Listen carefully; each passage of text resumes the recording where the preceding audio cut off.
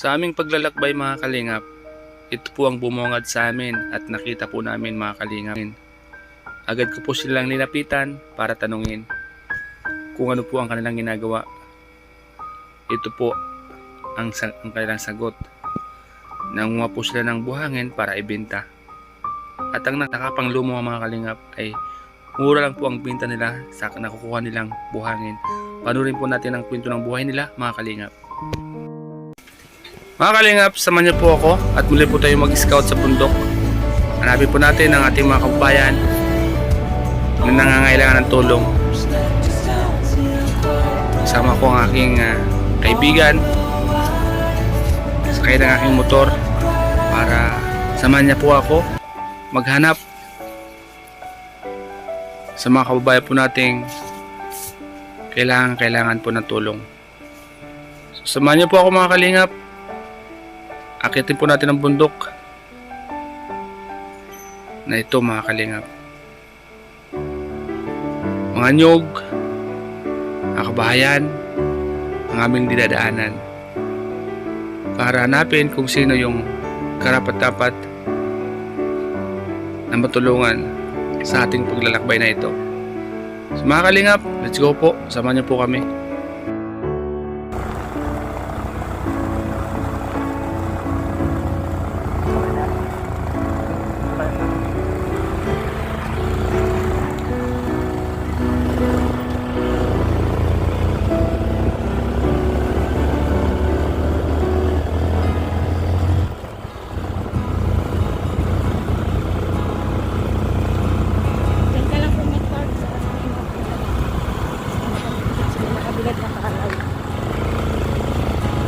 Malakad na lang tayo pababa.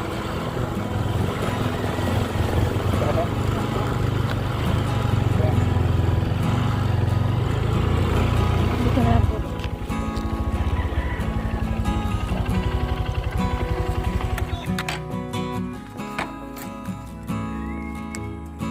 So mga kalingap, scout po tayo mga kalingap. Samahan niyo po kami mga kalingap.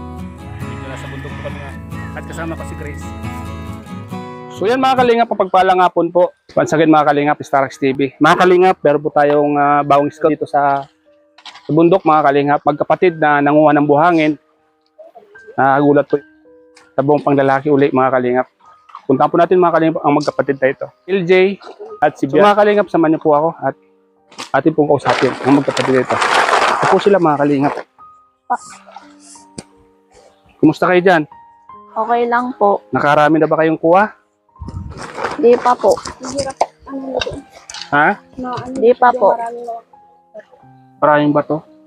Ano to? Lagi nyo itong ginagawa? Opo. Kapag walang pasok. Pag walang pasok.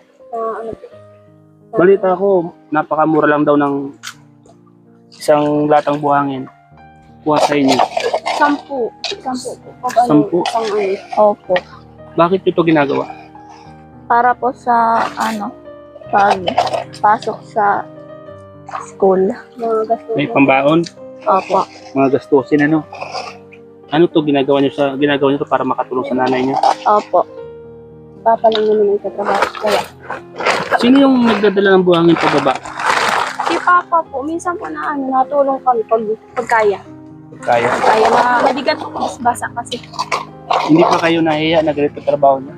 Hindi po. Sanay na po eh. Ha? Sanay na po. Sanay na?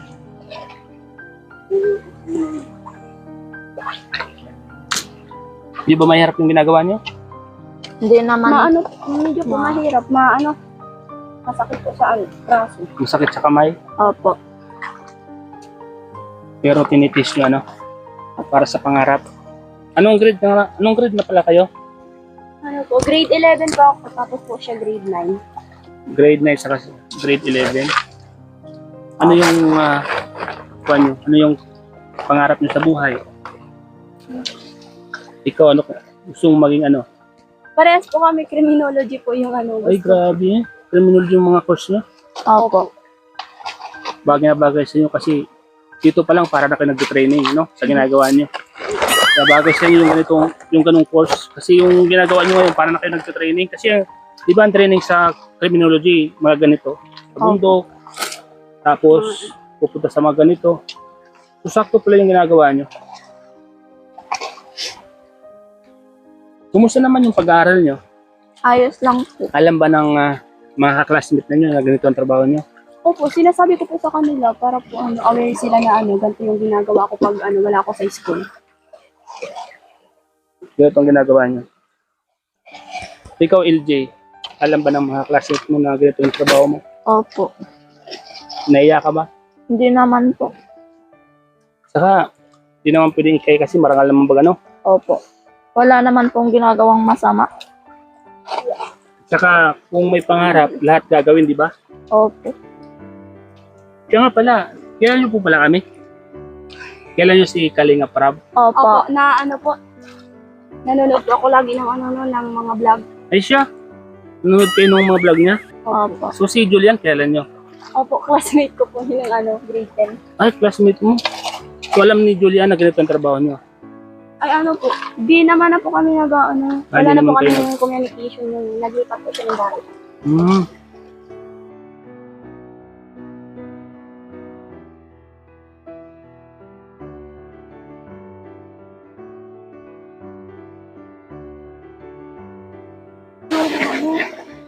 Mapubig.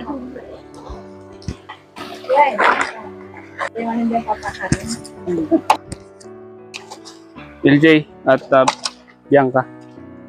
Mga 3 to 4 po, pwede pa po kasi maliwanag pa na ako pag ganong oras. Tapos pag po, medyo gabi na, nasundo man po si Papa.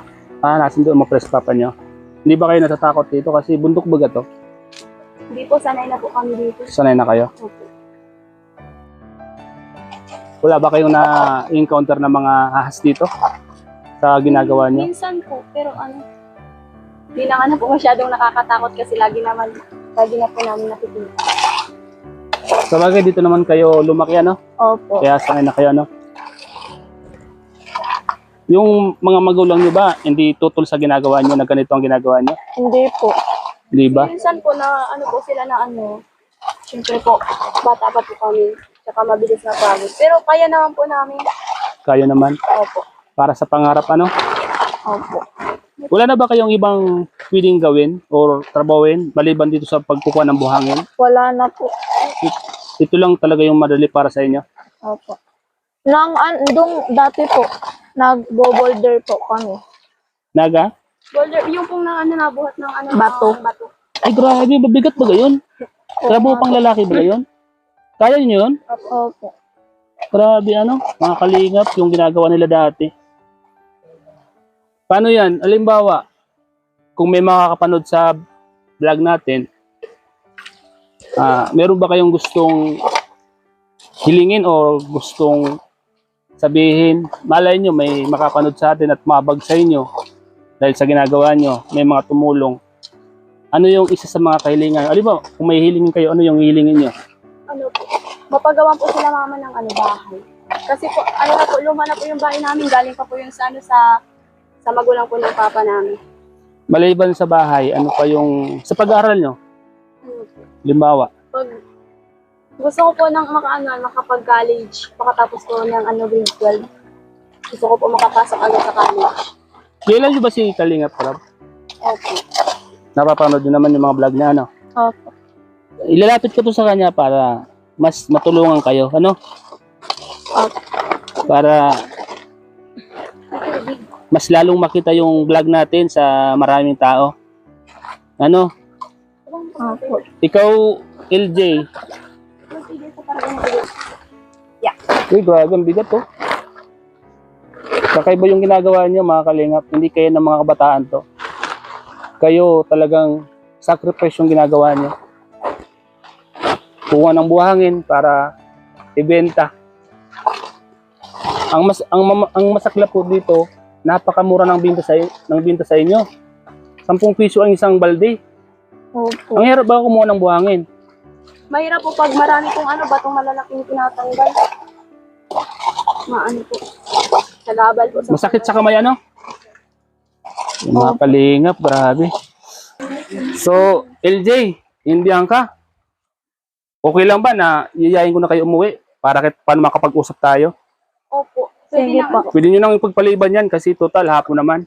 Hugas kayo ng kamay nyo kasi para malinis kayong umuwi. Di ba kayo napagod? Nakakapagod din po, pero kaya naman. Kaya naman. Opo. Grabe mga kalinga po, ang ganda ng lugar dito. Wala bang maligno dito? Kaya po, magandang hapon po. Mga diwata ng kagubatan mga kalingap. Nakita ko na sila. May itak pa, si LJ. LJ, may itak ka pa, oh. Patingin na. Bakit mo sukbit yung itak? Panghanda sa mga hahas. Iyo po. Lagi kang handa. Opo. Grabe, may itak pa, oh. Yung kinuha nyo, ano yun, babalik na lang papa niyo yun. Opo. Papa niyo lang kukuha. So, tara, para makapag-usap tayo. At saka hapon naman, pwede naman yun na balikan nyo bukas, ano? Opo. Mga kalingap, pauwi na po yung magkapatid. At puntan po natin sa bahay nila, mga kalingap, at bisitahin po natin. Bisitahin po natin kung ano po yung sitwasyon ng buhay nila sa kanilang bahay.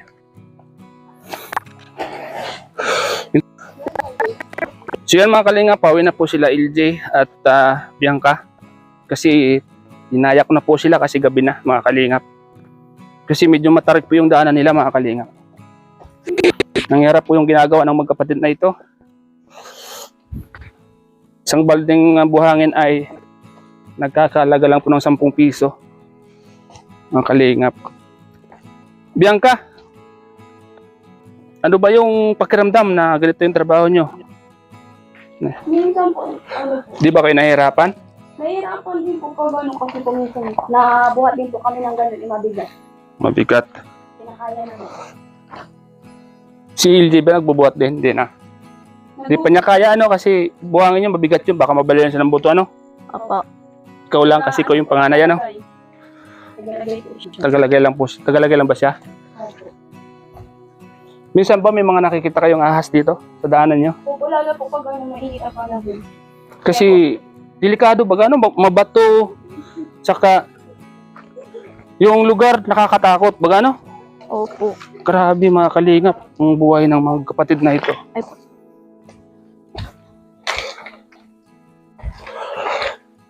Mga kalingap, nakakawa po itong kalagay ng magkapatid. Sana may mga makapanood po nito at matulungan po sila sa kanilang pag-aaral.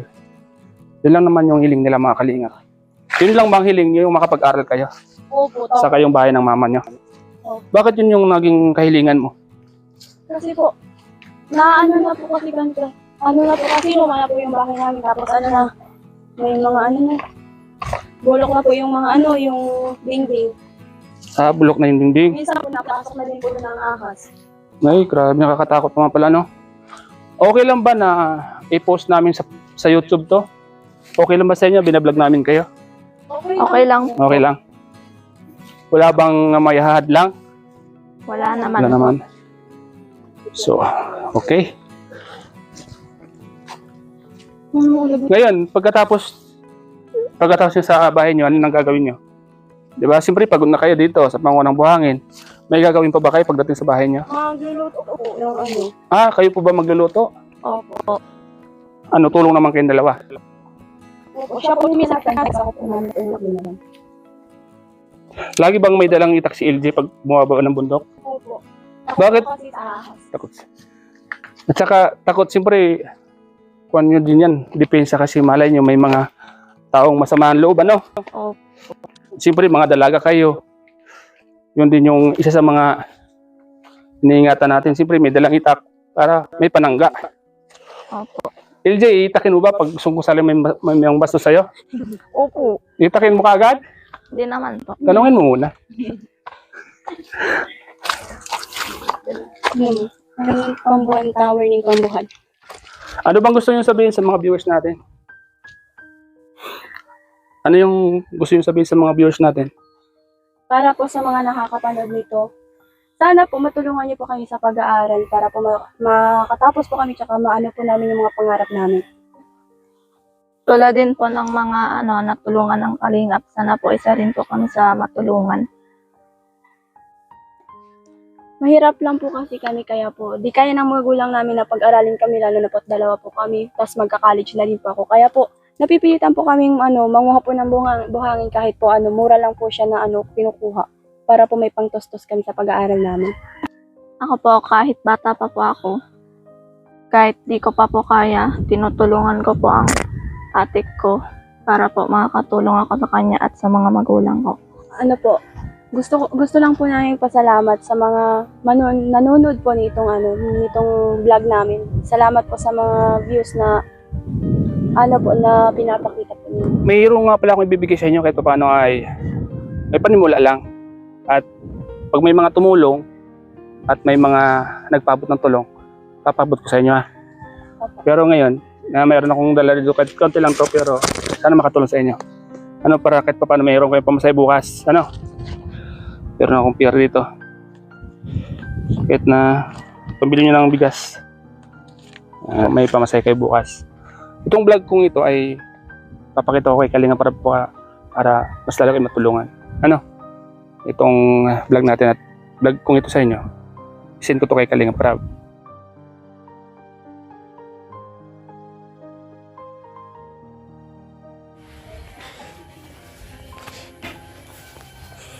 mga Kalinga po, itong bahay nila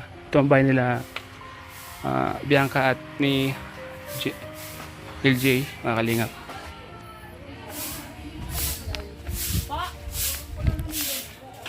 Itong bahay nyo, LJ? Itong bahay nyo?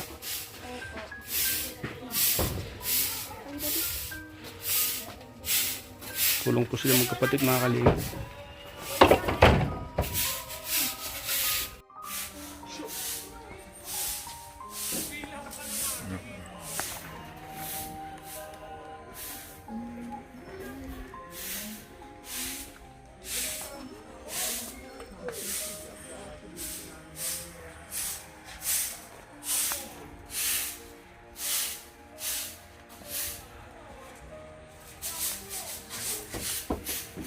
Ito ba ginagawa nyo pagkagaling nyo sa bundok?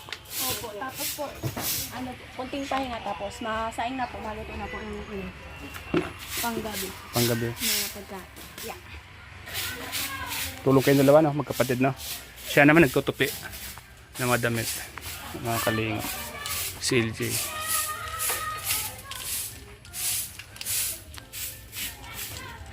Sipag na mga bata, mga Kalingap. Salamat po, mga Kalingap. Sige.